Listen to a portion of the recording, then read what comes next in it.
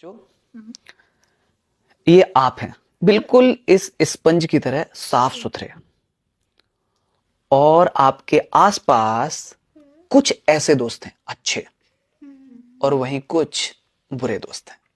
अच्छे का मतलब जो आपको अच्छी आदतें सिखाते हैं, पेरेंट्स की और टीचर्स की बात मानने के लिए आपको मोटिवेट करते हैं, आपके अंदर का बेहतर इंसान बाहर लेके आते हैं।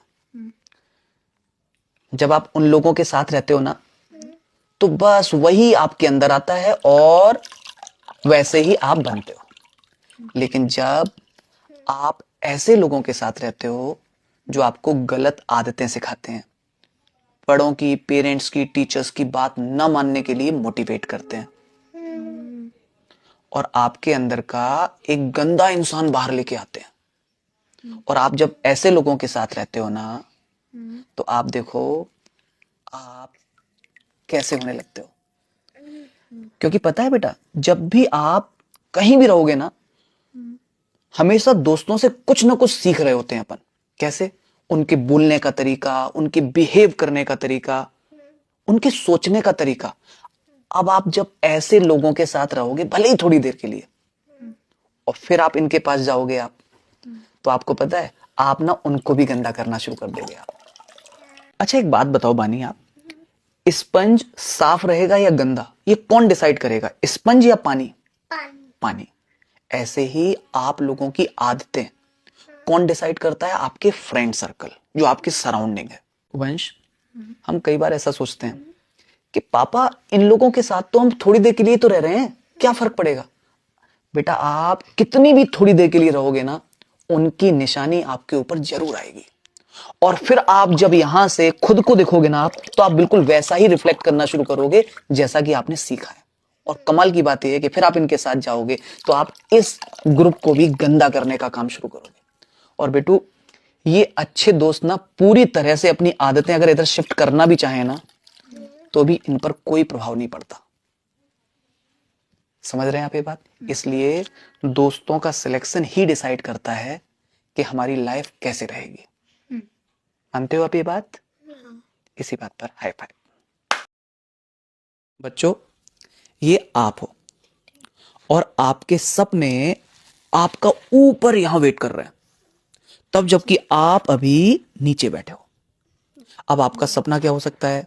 स्कूल एग्जाम में अच्छे मार्क्स लेके आना, किसी कंपटीशन को जीतना, या फिर करियर में कुछ अच्छा बनना, कोई गेम को जीतना, है ना? लेकिन उसके लिए आपको ना डेली एफर्ट्स लगाने पड़ते हैं। अगर आपने डेली एफर्ट्स नहीं लगाए ना तो क्या इंपैक्ट आएगा एक बार समझते हैं। जैसे फॉर एग्जांपल, मंडे को आपने पढ़ाई करी, प्रैक्टिस करी, और फिर आपको लगा कि ट्यूसडे है, रेस्ट कर लेते हैं, आराम कर लेते हैं, तो आपने ट्यूसडे को आराम कर लिया।